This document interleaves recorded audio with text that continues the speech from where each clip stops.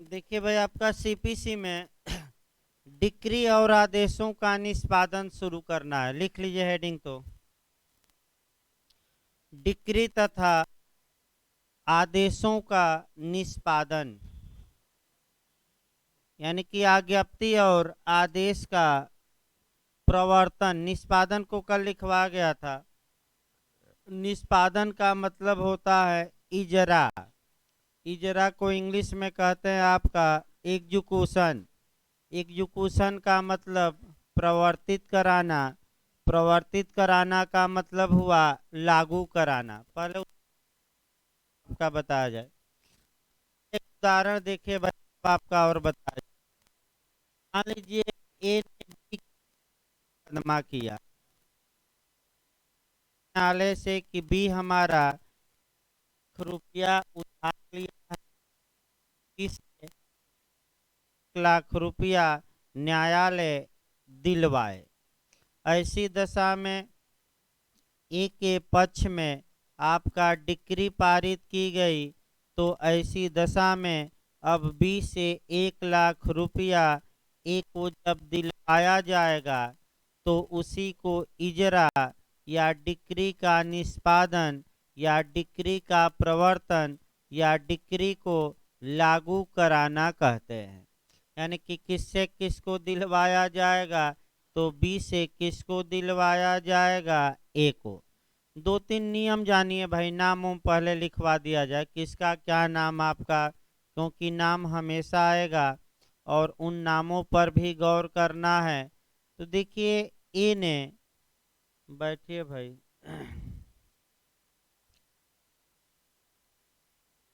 देखिए आपका ए ने बी के खिलाफ मुकदमा किया है, तो अब ए का क्या नाम देंगे, बी का क्या नाम देंगे, ये हम लिखवा देंगे। पहले समझिए, ए को प्लेंटिफ या वादी कहा जाएगा, यानी कि जो सर्वप्रथम मुकदमा दायर करता है उसे हम, बैठिए भाई।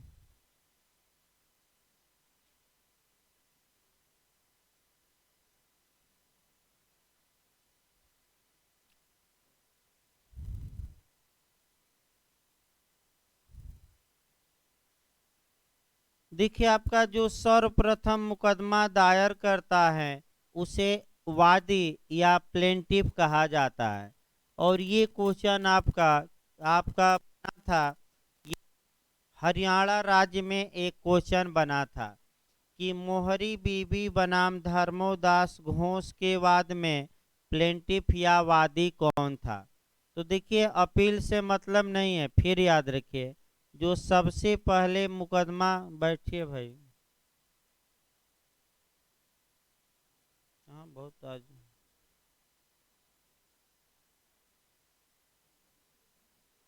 कहाँ लोग गायब रह रहे हैं भाई, हड़ताल में शामिल होने चले गए थे क्या लोग।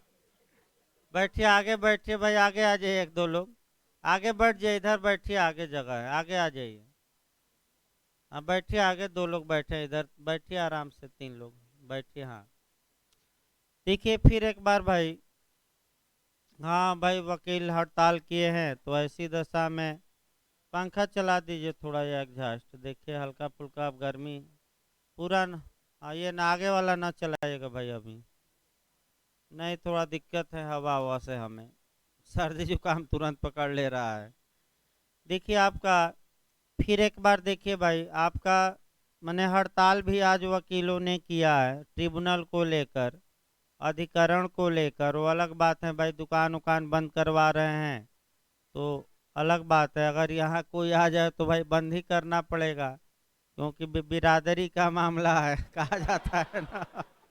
और नहीं आएगा तो क्लास चलेगी भाई। जब तक कोई नहीं आए तब तक चलेगी ही क्लास। लेकिन अब कोई नेता परेता भूत प्रेत आ जाए तो भाई अब मजबूरी रहेगी कि भाई बंद किया जाए, क्योंकि कहेंगे कि आप वकील होकर वकीलों का समर्थन नहीं कर रहे हैं। जैसे कि जातिवादी में आप इस जात के होके अपनी ही जात के वोट नहीं देंगे तो किसको देंगे, मैंने वही ब्लैकमेल किया जाता है आपका, जो इस समय चल रहा है ना, इमोशनल ब्लैकमेल। तो उसी प्रकार देखिए आगे भाई, आपका फिर एक बार बैक होइए। इजरा आपका शुरुआती दौर से देखिए, कुछ लोग भाई डिक्री और आदेश को भी नहीं समझ पा रहे हैं, उसको भी थोड़ा बहुत हम बताएंगे आज, क्योंकि एकदम शुरुआती दौर से चलना है और एक एक छोटी छोटी बातों को भी आपको लेकर चलना है ताकि कहीं कोई छूट ना जाए बात। पहले ये जानिए कि इस उदाहरण में हमने बताया कि ए ने बी को 1 लाख रुपया उधार दिया था। बी यह पैसा ए को नहीं लौटा रहा है, तो ए को अधिकार है कि वह सिविल न्यायालय में मुकदमा दायर करे और बी से 1 लाख रुपया ब्याज सहित वसूल ले, अगर ब्याज निर्धारित है तो। अब जो मुकदमा दायर करता है उसको एक नाम देते हैं वादी या प्लेंटिफ। तो वादी किसे कहा जाता है? जो सर्वप्रथम मुकदमा क्या करता है? दायर। तो भाई सतर्क रहना है कि वादी कौन था, आजकल ये भी क्वेश्चन बन रहा है। जैसे कि आपका एक बार ये क्वेश्चन बना है कॉन्ट्रैक्ट में, मोहरी बीबी बनाम धर्मोदास घोष के केस में वादी कौन था? तो कई लोग मोहरी बीबी मार कर आ गए, लेकिन मोहरी बीबी नहीं थी। कौन था वादी? धर्मोदास घोष। याद रखिए, धर्मोदास घोष था वादी और प्रतिवादी आपका मोहरी बीबी के पति थे, और मरने के बाद विधिक प्रतिनिधि के तौर पे मोहरी बीबी आई थी। लेकिन जो व्यक्ति आगे अपील करता है, तो अब वादी का नाम नहीं बल्कि अपीलकर्ता का नाम आगे हो जाता है और वादी का नाम क्या हो जाएगा? पीछे। ये सतर्क रहिए पहला। तो इस उदाहरण में हो गया वादी। इसके बाद आपका बी को क्या कहेंगे? यानी कि जिसके अगेंस्ट में मुकदमा किया गया है उसको डिफेंडेंट या प्रतिवादी हम क्या कहेंगे?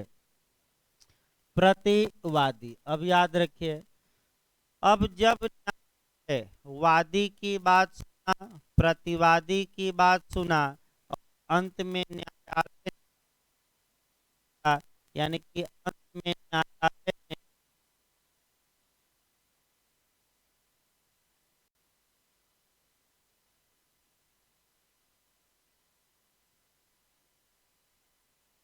समझिए, जो वादी था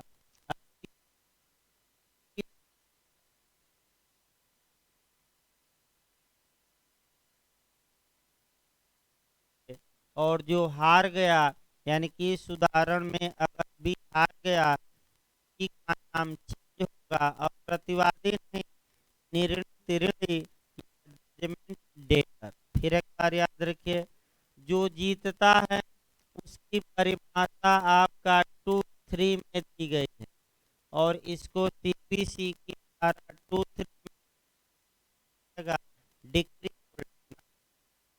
और जो हार गया इसकी परिभाषा 2-10 में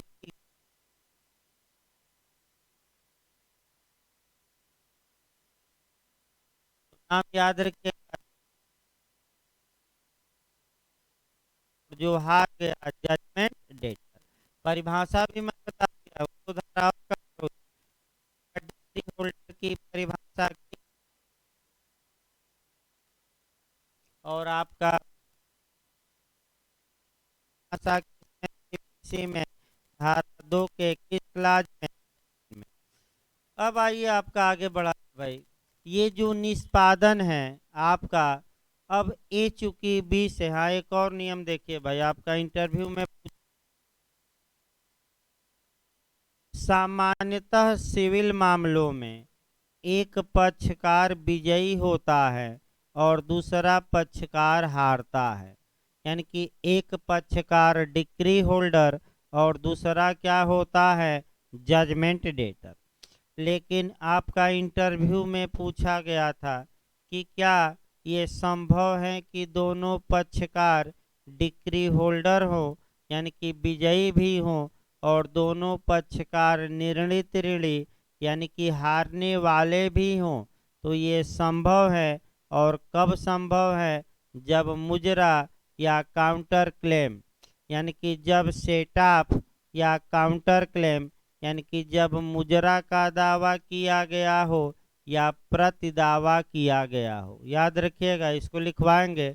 अब 2 पॉइंट और समझना है आपका, एक मुजराई या प्रतिसाधन या आपका कह सकते हैं सेटअप, और दूसरा प्रतिदावा यानी कि काउंटर क्लेम। देखिए, आप बी से मांग की कि हजूर भी हमारा 1 लाख रुपया लिया है। तो बी जब अपना लिखित कथन या WS या रिटर्न स्टेटमेंट दायर किया, तो बी ने कहा कि हजूर ए भी हमारा 50,000 रुपया लिया है उधार, इसको भी दिलवाया जाए। तो यहाँ दोनों पक्षकारों को सुना गया। दोनों को सुनकर न्यायालय ने निर्णय दिया, यहाँ दोनों पक्षकार जीतेंगे और दोनों हारेंगे। तो आप लोग बताइए, ए कितना रुपया का डिक्री होल्डर होगा? 1 लाख। और बी कितना जीता? 50,000। भाई ए कितने के डिमांड किया था? 1 लाख। तो ए के पक्ष में 1 लाख की डिक्री, बी कितना की डिमांड किया? 50,000। तो 50,000 के लिए किसके फेवर में डिक्री? बी के। तो दोनों जीते कि नहीं? जीते। तो दोनों डिक्री होल्डर कहलाएंगे कि नहीं? कहलाएंगे। अब दोनों को हरा दिए। ए कितना रुपया हारा है? भाई 1 लाख की 50,000। 50,000, क्योंकि बी ने ए से कितना मांगा था? 50,000। तो ए कितना हार गया? 50। तो 50,000 के लिए बी डिक्रीधारी और ए निर्णित ऋणी होगा। और 1 लाख के लिए ए डिक्रीधारी और बी क्या होगा? निर्णित ऋणी। यानी कि जो जितना जीता है उसके लिए वह आपका डिक्री होल्डर, और जितना हारा है उसके लिए उसे क्या कहा जाएगा? Judgment debtor. तो दोनों पक्षकार विजयी हुए और दोनों पक्षकार क्या हुए? हारे। एक और उदाहरण देखिए। देखिए भाई, आपका मुजरा करा जाए, मुजराई में कराना है। न्यायालय अब क्या करेगा? मुजराई मने कटौती, कटौती मने माइनस कर देना। अब ए को बी से वसूलना है 1 लाख और बी को ए से वसूलना है 50,000। तो 1 लाख में से 50,000 माइनस हो जाएगा, और अब ए बी से कितना वसूल पाएगा? केवल 50,000। तो मुजरा मतलब मुजराई का मतलब हुआ पारस्परिक कटौती। अब आइए आपका काउंटर क्लेम देखा जाए। ये मुजरा आपका हुआ। काउंटर क्लेम देखिए, ए ने बी से, एक ही उदाहरण में हम बता रहे हैं दोनों भाई आपका। ए ने बी से मांग की कि हजूर बी हमारा 1 लाख रुपया उधार लिया है, ये पैसा हमें बी से दिलवाया जाए। तत्पश्चात बी ने क्या काम किया कि कहा कि हजूर हमारा, ए ने हमारा 1.5 लाख रुपया लिया है। यानी कि कितना लिया है उधार? हमारा 1.5 लाख रुपया, और ये पैसा ए से हमें दिलवाया जाए। अब आप लोग बताइए, शुद्ध रूप से अगर हम मुजरा देखें तो जो 1 लाख का धन है वह मुजरा होगा, क्योंकि 1 लाख ए ने मांग किया है, बी ने 1.5 लाख। तो दोनों जीतेंगे। 1 लाख ए जीतेगा और बी कितना? 1.5 लाख। लेकिन 1 लाख रुपया कटौती हो जाएगी, लेकिन बी का और अधिक निकला। कितना? 50,000। तो ये जो 50,000 की अधिक अधिक रकम है, ये कानूनी रूप से, शुद्ध रूप से, इसी को आपका प्रतिदावा या काउंटर क्लेम कहा जाता है। रटे रहिए। यानी कि जो बी ने अधिक दावा कर दिया ए की अपेक्षा, तो जो अधिक दावा है उसी को आपका शुद्ध रूप से, माने लीगल रूप से क्या कहा जाएगा? प्रतिदावा या काउंटर क्लेम। तो भाई किसी को समस्या हो तो बताए, क्योंकि दोनों पक्षकार हम जिताए और दोनों को क्या किए? उदाहरण में हरवा दिए। तो क्या ये संभव है कि दोनों पक्षकार डिक्री होल्डर और जजमेंट डेटर हो? तो आप कहेंगे कि संभव है। आप बताएंगे इंटरव्यू में सेटअप और काउंटर क्लेम के मामले में।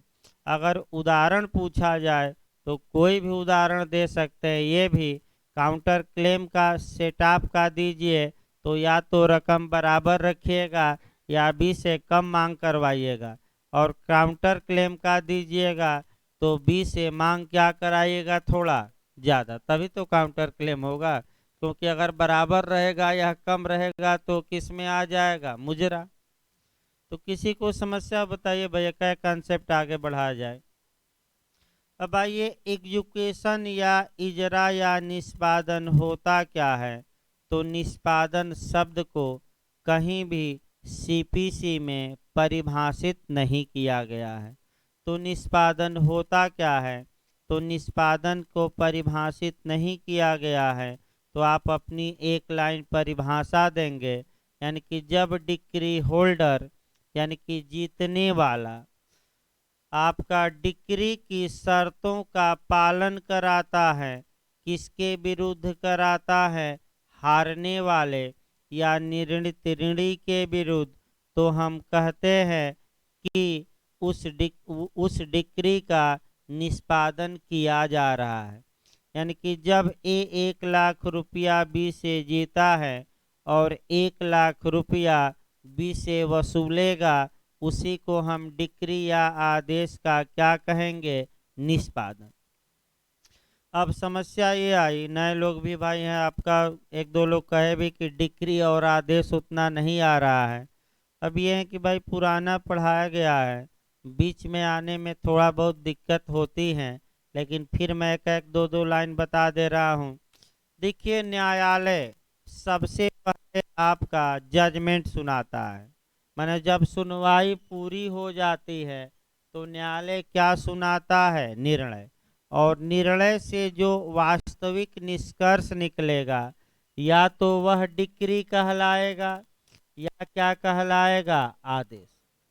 तो निर्णय से निकले निष्कर्ष को कब आपका डिक्री कहा जाएगा, तो डिक्री तब कहा जाएगा निर्णय से निकला निष्कर्ष जब वो धारा 2 की उपधारा 2 की शर्तों किस धारा की, कौन सी उपधारा, 2 की उपधारा 2 की शर्तों का पालन करे। और शर्तों का पालन नहीं करता तो वह सदैव आर्डर या आदेश माना जाएगा। अब शर्तें क्या है, फिर भाई बता दिया जाए नए लोगों को। एक तो वह निर्णय न्यायालय द्वारा दिया गया हो, पहला। दूसरा, वह निर्णय किसी वाद में दिया गया हो, यानी कि याचिका या एप्लीकेशन पर नहीं, आवेदन पर नहीं, किस में, वाद में। ऐसा निर्णय निश्चायक या कंक्लूसिव या अकाट्य हो, पक्षकारों के सारवान अधिकार के बारे में हो। किस अधिकार के बारे में, सारवान अधिकारों के बारे में। या तो सभी विवादों पर निर्णय आया हो या कुछ विवादों पर। अगर ये आवश्यक तत्व मिलते हैं किसी निर्णय से निकले निष्कर्ष में तो उसी को डिक्री कहेंगे। और इनमें से एक भी आवश्यक तत्व मिस हो गया तो उसे हम क्या कहेंगे, डिक्री नहीं कहेंगे, बल्कि क्या कहेंगे, आदेश। आदेश, डिक्री, दो याद रखें हल्का सा। अब प्रवर्तित किसको कराया जाएगा, आज निर्णय को कराया जाता है कि डिक्री को कि आदेश को। तो निष्पादन किसका कराया जाता है, निर्णय का नहीं, जजमेंट का नहीं। जो वास्तविक परिणाम निकलता है या तो डिक्री से निकलता है या आदेश से निकलता है। तो पहला नियम, अगला नियम याद रखिए कि किसको लागू कराया जाता है, निर्णय ना मार दीजिएगा, डिक्री या आदेश। अब ये समस्या आई कि क्या डिक्री या आदेश की परिभाषा तो अलग अलग है, सब कुछ अलग अलग है आवश्यक तत्व, लेकिन जब इसे लागू कराया जाएगा, यानी कि जब डिक्री या आदेश को लागू कराया जाएगा, यानी कि जब इसका इजरा कराया जाएगा, अर्थात जब इसे निष्पादित कराया जाएगा, तो क्या निष्पादन का तरीका भी भिन्न भिन्न है कि वह तरीका एक ही है। तो आपका तुरंत पहला सेक्शन कवर करना है धारा 36, यानी कि कौन सा सेक्शन कवर करना है, धारा 36। डिक्री को लागू कराने के लिए जो नियम बनाए गए हैं वही नियम आदेशों को लागू कराने में भी यथासंभव लागू होंगे। तो अगर आपसे प्री में या इंटरव्यू में पूछ ले कि डिक्री तथा आदेश के निष्पादन का तरीका एक है कि भिन्न भिन्न है, तो आप क्या मार्क कराएंगे, एक है। समान है, कौन सी धारा ये बताती है कि जिस प्रकार डिक्री को लागू कराया जाता है उसी प्रकार आदेश को भी लागू कराया जाएगा, तो कौन सा सेक्शन बताता है, 36। धारा याद रखे, कौन सी धारा, 36। इसी को संविधान से थोड़ा जोड़ लेना है। आपका स्टेट की परिभाषा कई बार पूछी गई है। मूल अधिकारों के लिए राज्य की परिभाषा किस आर्टिकल में, 12 में, और नीति निर्देशक तत्वों के लिए राज्य की परिभाषा अनुच्छेद 36।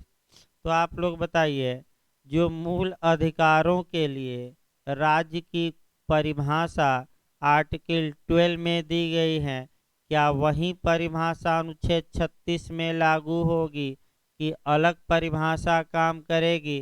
तो वही परिभाषा नीति निर्देशक तत्वों के लिए भी लागू होगी। यानी कि जो अनुच्छेद 12 में आपका राज्य की परिभाषा मूल अधिकार के लिए दी गई है, ये परिभाषा केवल भाग 3 यानी कि मूल अधिकारों के लिए ही नहीं बल्कि भाग 4 यानी कि नीति निर्देशक तत्वों के लिए भी क्या होगी, लागू। ये अपने मन से नहीं बताया जा रहा है, ये किस अनुच्छेद में स्पष्ट रूप से कहा गया है, आर्टिकल 36। तो फिर एक बार बैक होइए, डिक्री और आदेश को लागू कराने के तरीके अलग अलग है कि एक ही है, एक है। कौन सी धारा, 36। अब अगला ये भाई, डिक्री और आदेशों के निष्पादन के बारे में जो सब्सटेंसिव प्रावधान है या जो प्रिंसिपल दिए गए हैं वह धारा 36 से लेकर 74 तक है। यानी कि सीपीसी की धारा 36 से लेकर और 74 तक में किस प्रकार डिक्री या आदेश को इन्फोर्स कराया जाएगा, लागू कराया जाएगा, इसके लिए आपका सारवान प्रावधान या प्रिंसिपल दिए गए हैं। और इसके लिए जो प्रोसीजर शुद्ध रूप से दिया गया है वह आपका सीपीसी के आदेश 21 में दिया गया है। यानी कि जब भी आप धारा 36 से लेकर 74 तक पढ़ेंगे तो तुरंत आपका दिमाग जाना चाहिए किस आर्डर में प्रोसीजर दिया गया है, आर्डर 21 में। और बहुत बार क्वेश्चन बना है कि डिक्री या आदेश के निष्पादन की प्रक्रिया किस आदेश में, 21 में। सबसे बड़ा आदेश कौन सा है सीपीसी का, ये तो कई बार आ चुका है, 21 है। और कितने नियम है 21 में, 106, 106 है भाई। फिर एक बार देखिए भाई, सीपीसी का आदेश 21 सबसे बड़ा आदेश है। क्यों? क्योंकि इसमें सबसे अधिक नियम है। और कितने नियम है टोटल, 106 यानी कि 106। आपका एमपी भी क्वेश्चन यहाँ से बनाता है। कहाँ से आर्डर 21 में क्वेश्चन बनता है? तो अब तक एमपी ने ज़्यादा तो नहीं लेकिन यूपी एपी और एमपी दो पर अटैक करता है। एक आदेश 21 का नियम 46A गारनिसी, और दूसरा आपका आदेश 21 का नियम 32, 33, 34, 35, 36। जो लोग एमपी जा रहे हैं दो जरूर पढ़ लेंगे। आपका फिर बता दिया जाए, आदेश 21 का नियम 32, 33, 34, 35, 36 इतना पढ़िएगा। और आदेश 21 का नियम 46A, आदेश 21 का नियम 46 है गारनिसी। तो गारनिसी समझा दिया। गारनिसी में बताया था यूपी रहता है। ये निर्णित ऋणी का ऋणी का एक उदाहरण बना दिया जाए गारनिसी का। देखिए आपका मान लीजिए एक उदाहरण देखिए।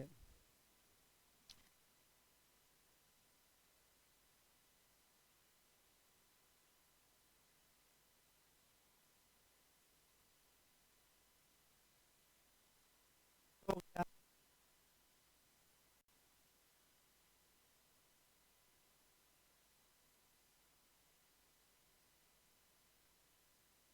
लगा कि बी ने सी को 1 लाख रुपया उधार दिया था। तो बी ने उधार दिया था 1 लाख रुपया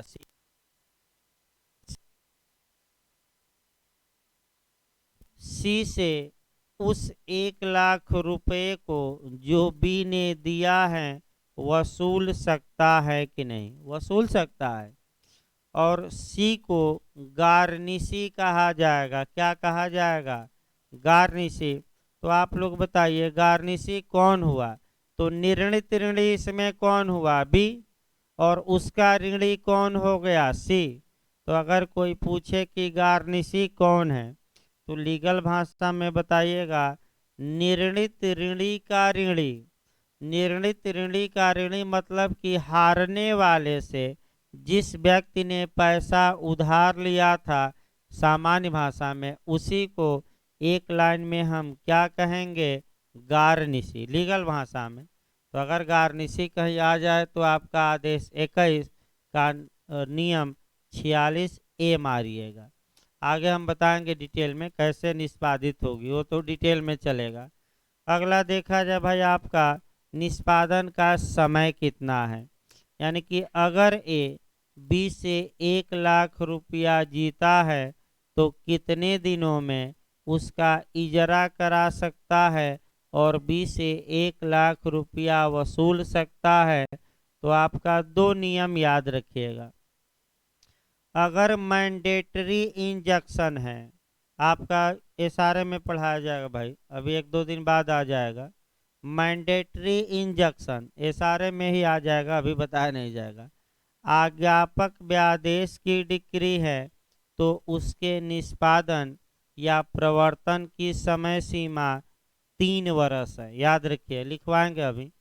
आज्ञापक व्यादेश की डिक्री के निष्पादन का समय कितना है? 3 साल। ये सारे में 1-2 दिन बाद आपका आ जाएगा, इसमें शक नहीं है। आपका इंजेक्शन जब धारा 36 से चलेगा, कल तो नहीं आ पाएगा क्योंकि आपका घोषणात्मक डिक्री भी बड़ी है, उसको समझाना ज़्यादा पड़ता है। आपका भाई कैंसिलेशन और इत्यादि के अलावा आपका 34-35 से मेंस और प्री लगातार एक क्वेश्चन बनता है, उसमें थोड़ा समय लगेगा। उसके बाद आपका आज्ञापक व्यादेश पढ़ाया जाएगा। तो मैंडेटरी इंजेक्शन अगर है तो समय याद रखिए, उस वह डिक्री कितने दिनों में निष्पादित कराई जाएगी? 3 साल। डिक्री दिए जाने के कितने साल? 3 साल। और अन्य डिक्रिया है तो 12 साल। भाई ये याद करके जाइएगा।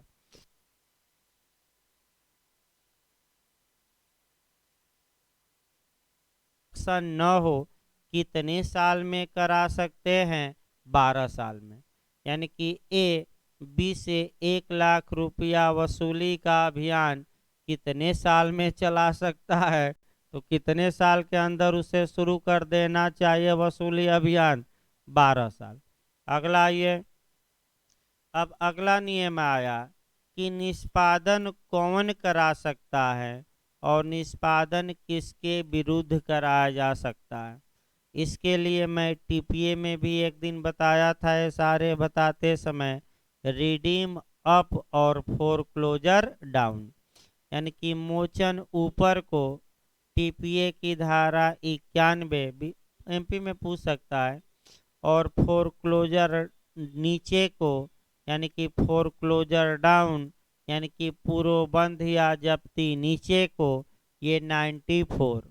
याद करके जाइएगा। मोचन ऊपर को, रिडीम अप कहाँ है, 91। फोरक्लोजर डाउन टीपीए में कहाँ है, 94।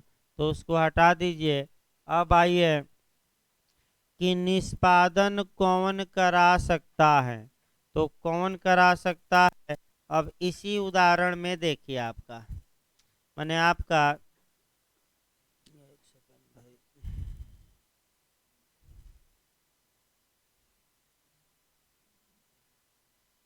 इसको लिखवा जाएगा भाई। पहले कुछ सामान्य बातें समझिए, आपका अभी सामान्य बातें ही चल रही है।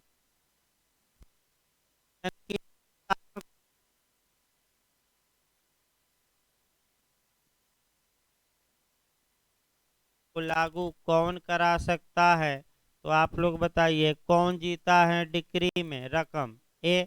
तो ए निष्पादन बी के खिलाफ करा सकता है कि नहीं, इसका करा सकता है। यानी कि कौन कौन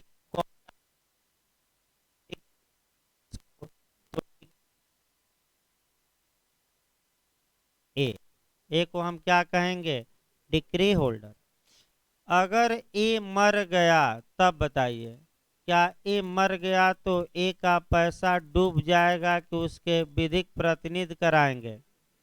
तो दूसरा पॉइंट आ जाइए, ए का कौन, एक प्रतिनिधि उत्तराधिकारी। एक क्रम से चलते रहिए। अगला आइए आपका, अगर ए ने इस 1 लाख रुपए की डिक्री का ट्रांसफर कर दिया हो, अंतरण कर दिया हो, तो अंतरण कराइए। जीता था 1 लाख रुपया, एक को ही इसने कर दिया इसको।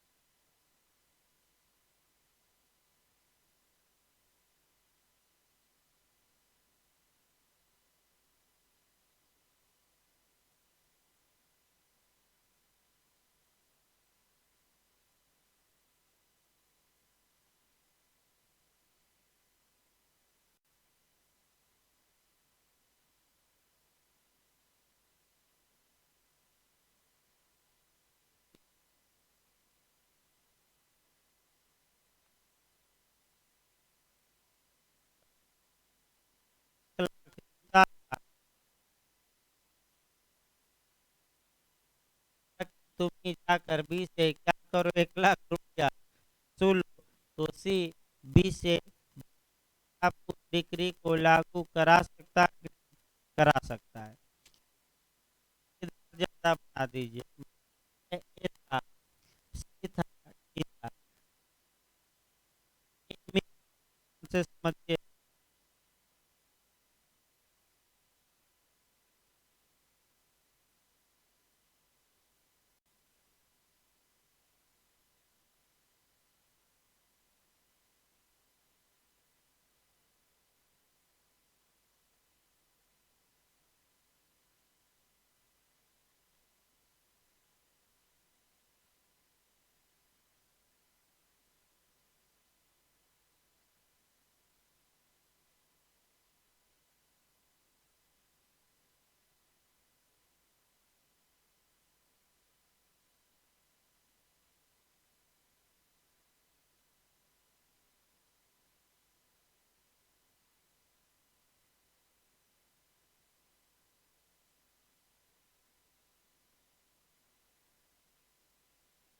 बता दूं भाई, तब आगे बढ़ा।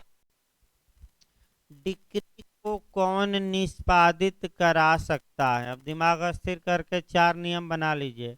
पहला नियम आया, जो विजयी हुआ है, यानी कि उसका हम क्या नाम दे रहे हैं, डिक्री होल्डर या आज्ञप्तिधारी या डिक्रीदार। माने आधा हिंदी और आधा इंग्लिश। डिक्रीदार का मतलब ये हुआ कि आधा हिंदी, यानी कि डिक्री यानी कि इंग्लिश और दार हिंदी, तो ये भी कहा जा रहा है आजकल, लेकिन शुद्ध हिंदी में हुआ आज्ञप्तिधारी। ये याद रखिए, आज्ञप्तिधारी अगर मर गया तो कौन कराएगा? विधिक प्रतिनिधि। तीसरा, डिक्री दार का अंतरित, अगर डिक्री क्या की गई है? ट्रांसफर। और प्रतिनिधिक डिक्री है तो जितने लोग डिक्री होल्डर हैं उनमें से कोई एक, इतना याद रखना है। अब आइए, किसके विरुद्ध डिक्री को लागू कराया जाएगा? विरुद्ध आ जाइए, तो कौन लागू कराएगा? हारा कौन रखना है भी? कौन हारा था?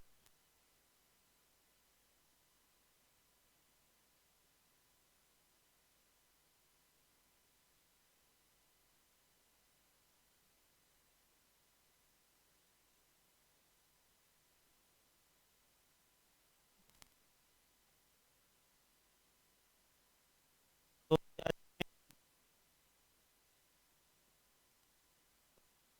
क्या हुआ है? हारा, यानी कि गया निर्णित ऋणी। अब आइए, इसको मार दीजिए भाई।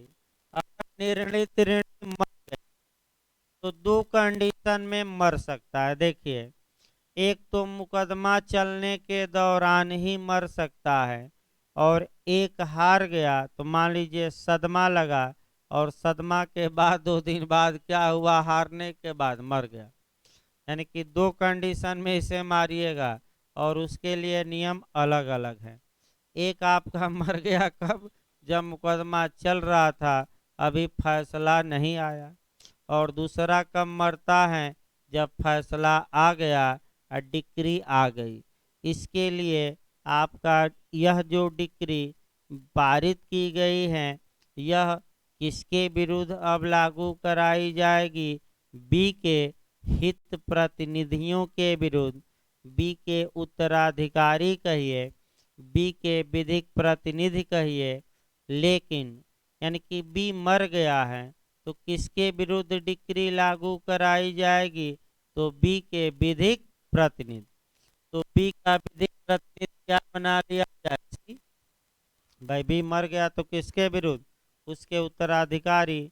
एक लाइन यहाँ जानना है कि उत्तराधिकारी के विरुद्ध जब डिक्री निष्पादित कराई जाएगी तो आपका दो धाराएं यहाँ कवर करना है, एक सेक्शन 50 और एक सेक्शन 52। कौन कौन सी धारा हम बताएंगे? 50 और कौन सी धारा? 52। पढ़ाया जाएगा भाई, अभी भूमिका ही चल रही हैं। इसके बाद आगे आइए भाई, आपका ये जो विधिक प्रतिनिधि हैं यानी कि सी, अब ये पूछा जाता है ये किस सीमा तक उत्तरदायी होंगे? तो सतर्क यहाँ भी रहना है।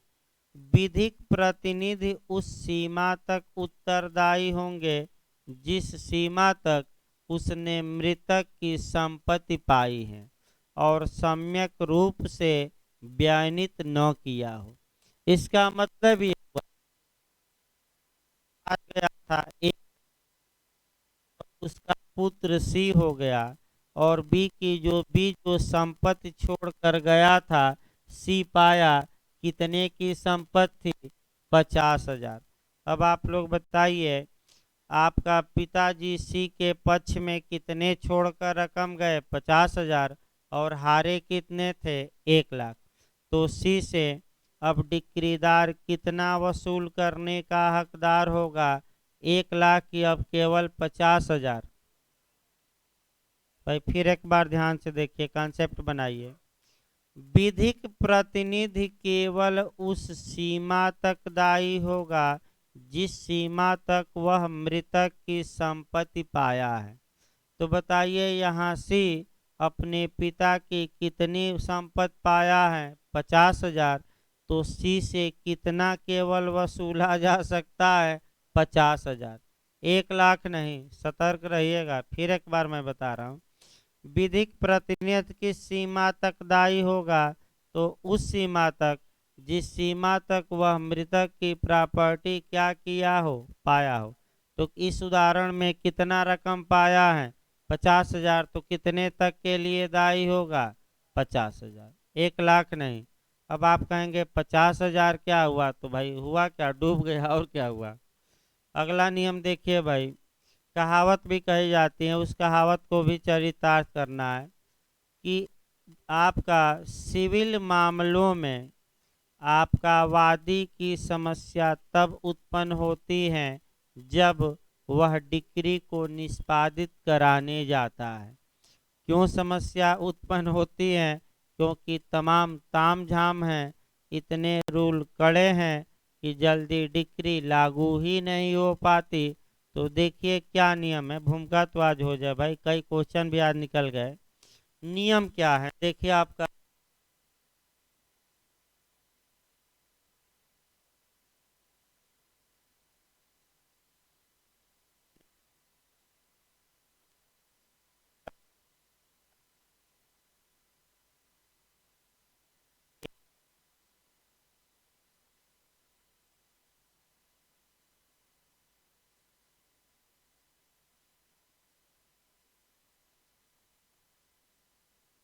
में चलेगा तो भूमिका क्या है?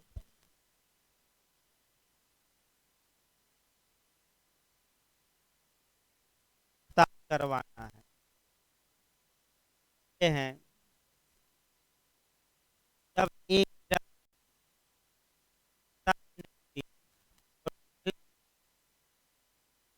अगर जेल भिजवा ही दिया गया, जेल जेल में ही रहेगा और अधिकतम 3 मास तक रह सकेगा, 3 मास से अधिक नहीं।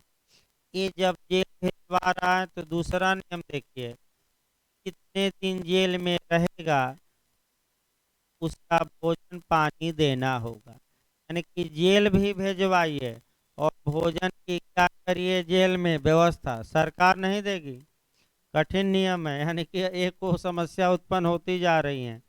यानी कि एक तो 1 लाख रुपया जीता, बी को जेल भेजवाया, और जेल भेजवाया तो भोजन की व्यवस्था भी किसको करनी पड़ेगी जेल में, ए को। तो क्यों जेल भेजवाए भाई, उतना तो भोजन में ही लग जाएगा। कोई मतलब अधिकतम कितना दिन तक रह ही सकता है, आप क्या कह सकते हैं, 3 माह। अगला नियम देखिए, अगला नियम, अगर बी को कोई रोग हो गया या बीमारी हो गई या राज्य सरकार चाहे तो कभी भी क्या कर सकती हैं, छोड़ सकती हैं। फिर दिक्कत आ गई, छूट जाएगा। इतना आसान नहीं होता, जल्दी कोई जेल नहीं जाता। अगला नियम देखिए, अगर बी जेल तब तक नहीं जाएगा जब तक कि उसके पास धन न हो और वह देने से इनकार न करे। इसका मतलब ये हुआ कि अगर बी को जेल भेजना है तो न्यायालय में दिखाना पड़ेगा कि हजूर बी धन रखा है और रखने के बावजूद भी नहीं दे रहा है। अगर बी के पास धन ही नहीं है तो अब भी जेल नहीं भेजा जाएगा। जैसे बैंक वाले, तो कई केस आए, आर्टिकल 21 में भी केस है भाई, एमसी वर्गीज सर, नहीं कौन सा केस है देखिए आपका, वर्गीज का, अनुच्छेद 21 में भी एक केस आया है कि जहां निर्णित ऋणी निर्धन है और पैसा अदा करने में सक्षम नहीं है, वहां उसे गिरफ्तार करके जेल नहीं भेजा जा सकता, नहीं भेजा जाएगा। कब भेजा जाएगा, जब वो सक्षम है और पैसा देने से 1 लाख रुपया क्या करे, इनकार। ये आगे बताया जाएगा डिटेल में, सुप्रीम कोर्ट के केस सहित, याद नहीं आ रहा है, वो जब चलेगा। तो अगला नियम देखिए, ये तो गिरफ्तारी का हम नियम निकाल लिए। स्त्री है, धन का डिक्री है तो गिरफ्तार ही नहीं की जाएगी। स्त्री को धन की डिक्री में गिरफ्तार नहीं किया जाएगा। ये सारे नियम सेक्शन में बताने हैं, अभी आपका ऐसे ही बताया जा रहा है। अब आइए क्या है, तो सबसे अच्छा तरीका ये है कि अगर बी पैसा नहीं देता तो बी की जो संपत्ति है न्यायालय उसे कुर्क करे और विक्रय करवाए, और विक्रय करवा कर ए को 1 लाख रुपया वापस लौटा दे। यानी कि सबसे अच्छा तरीका ये है आपका, फिर देखिए, सबसे अच्छा तरीका डिक्री को लागू कराने का क्या है, तो न्यायालय बी की प्रॉपर्टी चल अचल संपत्ति को जब्त करे, सेल कराए या बिना जब्त कराए ही डायरेक्ट विक्रय करवाए, विक्रय धन जो आएगा उसी में से 1 लाख रुपया किसको दिलवा दे, ए को दिलवा दे, और जो बचेगा वह पैसा बी को वापस कर दे। मान लीजिए बी के पास एक मकान था, 2 लाख रुपए का था, आधा हिस्सा किया नहीं जा सकता था, न्यायालय ने पूरे मकान की नीलामी करवाई, 2 लाख में मकान बेचा गया तो 1 लाख रुपया ए को दिलवा देगा, और जो शेष बचता है वह बी को वापस किया जाएगा, क्योंकि पूरा नहीं लिया जा सकता। आपका कह सकते हैं कि वापस किया जाएगा कितना, आपका 1 लाख। अब इसी में समस्या देखिए, धारा 60 भी अच्छे से पढ़नी है, मेंस में लगातार पूछी जाती हैं।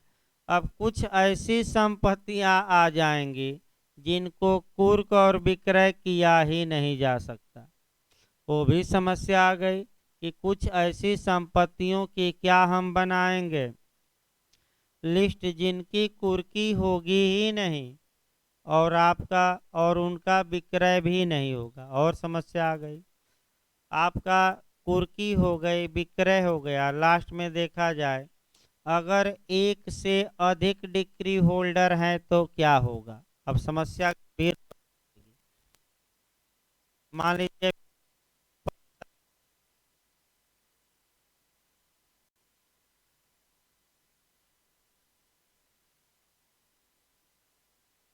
सी का भी लिया, ई का भी लिया, और किसका लिया, ई।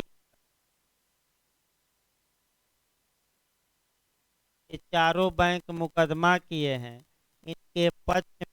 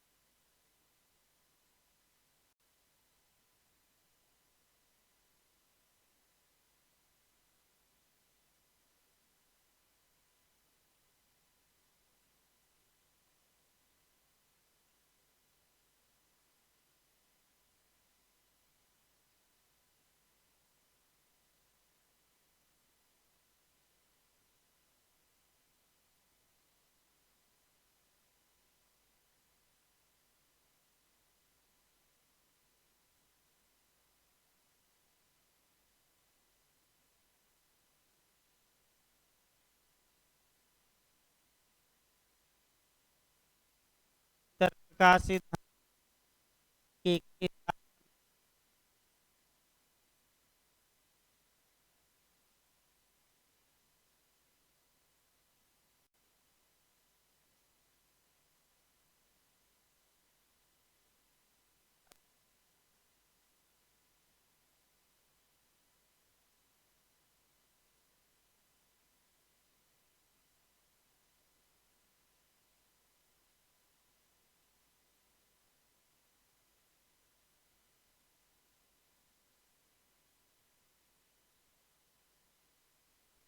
₹1000 बेचने पर संपत्ति और कितने लोगों को करना है, पैसा कितना हो गया, 1000, 2000, और ये 500, 3000।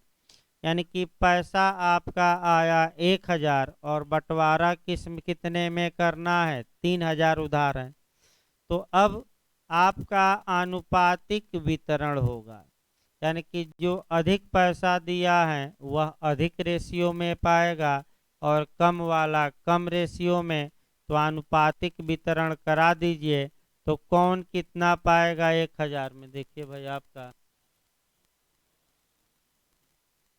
3 3 6 7, देखिए ऐसा किया जाके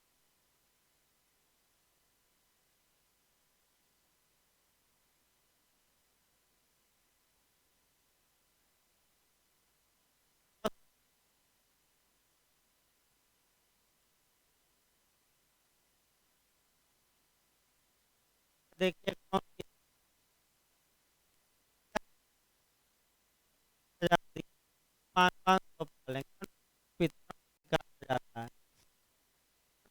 के 500 निकाल जाए तो ये कितना पाएंगे? कर आपका कह सकते हैं। और पैसा क्या हुआ, तो हुआ क्या, डूब गया। भाई देखिए, इसीलिए आपका बता दिया जाए, आपका सरकार आपका कुछ बैंकों को अनुदान देती है, और सरकार आपका कई है नियम, और सरकार ये मान लेती है कि ये पैसा अब वसूला नहीं जा सकता, और डंप कर दिया जाता है, करोड़ों अरबों रुपया खत्म। और सरकार आपका कुछ देती है बैंकों को थोड़ा बहुत आपका, लेकिन सरकार उसको रद्द कर देती है कि अब ये वसूली संभव, यानी कि अब जो 1,500 बचेगा उसकी वसूली संभव नहीं है, गया तो गया, यानी कि समाप्त हो गया। इसका मतलब कुल मिलाकर लास्ट लाइन ये देखा जाए, तब भाई एक और विरोध भी करा दिया जाए भाई निष्पादन का, लास्ट में जब सब कुछ हो गया तो एक लाइन और सही भूमिका पूरी हो जाए। मान लीजिए कि न्यायालय के अधिकारी या पुलिस वाले डिक्री को लागू कराने गए, कब्जा दिलवाने, और आकर 4-5 लोग विरोध करने लगे, तो अब क्या होगा?